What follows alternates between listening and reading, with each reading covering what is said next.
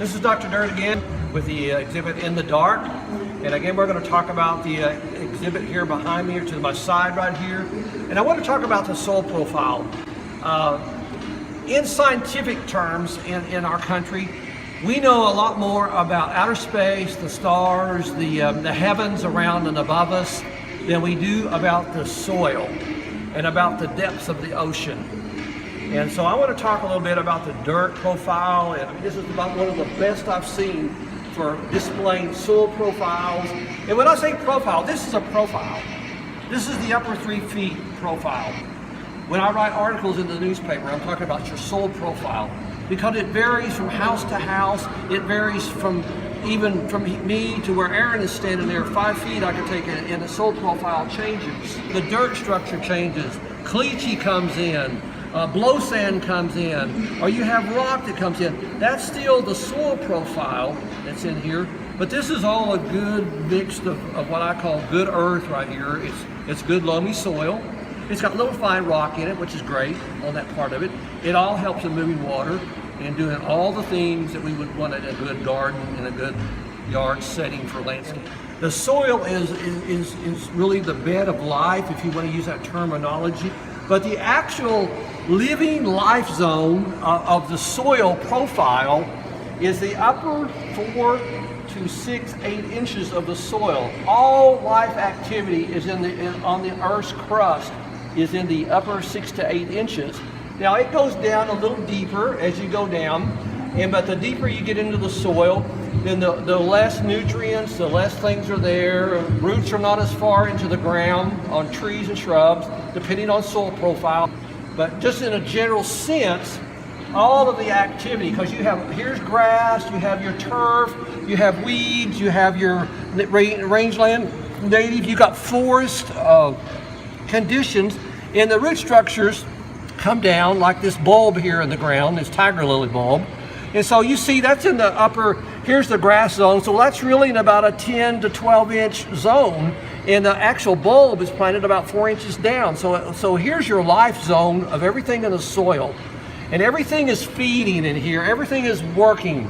And the microbes, the misty beasties of the soil is my term here. All of these little creatures in here are creating your soil. This is where life is working in overtime every day. You know, this grub dies. Then the soil microbes attack these critters just like our white blood cells in our body on a foreign body. As in that rotting decomposition, it's feeding the soil. It's adding stuff to the soil. Roots and turf matter, organic matter up here is interfaced with this upper crust of the soil, which is very infested, if you want to use that term, with microbes. And all of it is decomposition. Now, when it's dry, that process slows down, but when it's wet, or you're back east and humidity and moisture conditions are better, favorable, then that activity is going on pretty much constantly. And so that's the cycle of life. But in this life, there's lots of things going on in here that happen. These roots of the tiger lily bulb is coming down, and there's little hair roots that come off, and the hair roots are in contact with the misty beasties and the protozoans. As they're eating stuff in the soil that's microscopic, they give off the residue that these little microscopic hair roots pick up and transfer. These are like soda straws. And so the hair roots are picking up water, picking up nutrients, picking up the food sources, and it's being pipelined back up into the longer roots into this bulb, which is, the bulb is storing that food source. And then come spring, this tiger lily shoots up through the ground and then grows a 3-foot stalk, 4-foot stalk up here in the summertime and blooms. And then in fall, it withers away, and in the process of life and death, as we know in gardening, it retreats to the ground.